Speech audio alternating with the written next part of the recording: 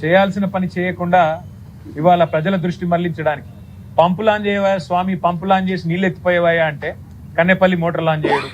తర్వాత వర్షం పడింది, వర్షాలు పడ్డ తర్వాత ఇవాళ యాగాలు చేస్తున్నాడు. ఆయన బాధల్లో ఒకటే శ్రీనివాస్, ఆయన బాధ ఏమంటే నీళ్ళు ఇస్తే యూరియా ఇవ్వాలి, యూరియా ఇస్తే పంటలు పండుతాయి, పంటలు పండితే మళ్ళీ కొనుగోలు చేయాలి, కొనుగోలు చేయాలంటే మద్దతు ధర ఇవ్వాలి, ఆ తర్వాత మళ్ళీ బోనస్ ఇవ్వాలి. ఇదంతా ఇచ్చుడెందుకు, సపరేట్గా నీళ్ళు ఇవ్వకుండా ఎగ్గొడితే అయిపోతుందని చెప్పి ఇక్కడ నార్లాపూర్ పంపు లాంచ్ చేయడు, అక్కడ కన్నెపల్లి పంపు లాంచ్ చేయడు. వర్షం పడ్డది కాబట్టి ఇవాళ మళ్ళీ కొత్త కలరింగ్ ఇచ్చి నేనేదో చేస్తున్నాను, నేను చేయడం వల్లనే వర్షం పడ్డది అన్నట్టు. ఇదే మహానుభావుడు కదా దేవతల మీద ఒట్టు పెట్టింది, ఒట్టు పెట్టి రుణమాఫీ మాట తప్పింది ఇదే మహానుభావుడు. కాబట్టి వర్ణ యాగాలు కాదు చేయాల్సింది ముఖ్యమంత్రి గారు. యాగం చేస్తే తప్పులేదు, కానీ యాగంతో పాటు చేయాల్సిన పని చేయాలి. దైవ ఆశీర్వాదానికి మానవ ప్రయత్నం తోడవ్వాలి. మానవ ప్రయత్నం ఏం చేయాలి, పంపులు ఆన్ చేయాలి. వర్షం పడుతుంటే కిందికి నీళ్లు పోకుండా, గురువు గారికి గురుదక్షిణ ఇవ్వకుండా ఇక్కడ మన రైతాంగానికి దండం పెట్టి నీళ్ళు ఇచ్చే పరిస్థితి తెస్తే మంచిది. Thank you. 8+8 మేము ఉత్తగానే అనలేదు. 8 మంది బీజేపీ ఎంపీలు, 8 మంది కాంగ్రెస్ ఎంపీలు. నిన్న పార్లమెంటులో కేంద్ర ప్రభుత్వం పక్క రాష్ట్రంలో ఉండే కెన్ బెత్వా ప్రాజెక్టుకు జాతీయ హోదా ఇచ్చింది.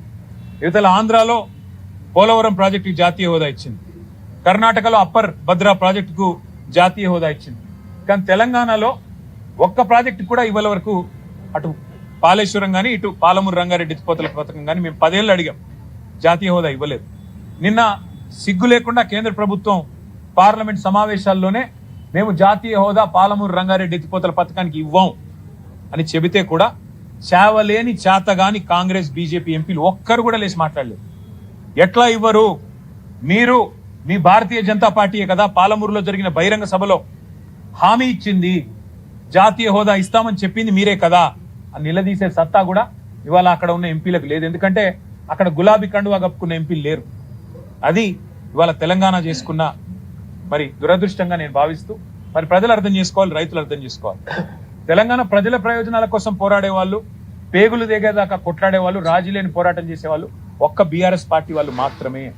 కాంగ్రెస్ బీజేపీలకు ఓటేసి 8 మంది వాళ్ళని 8 మంది వీళ్ళని ఎంపీలుగా పంపి కత్తి వాళ్ళ చేతికి ఇచ్చి యుద్ధం మమ్మల్ని చేయమంటే ఎలా చేయాలి అర్థం చేసుకోమని కోరుతూ, భవిష్యత్తులోనైనా మరి తెలంగాణ కోసం రాజీ లేకుండా పోరాటం చేసే వాళ్ళని మాత్రమే ఎన్నుకోవాలని నా ప్రార్థన. Thank you.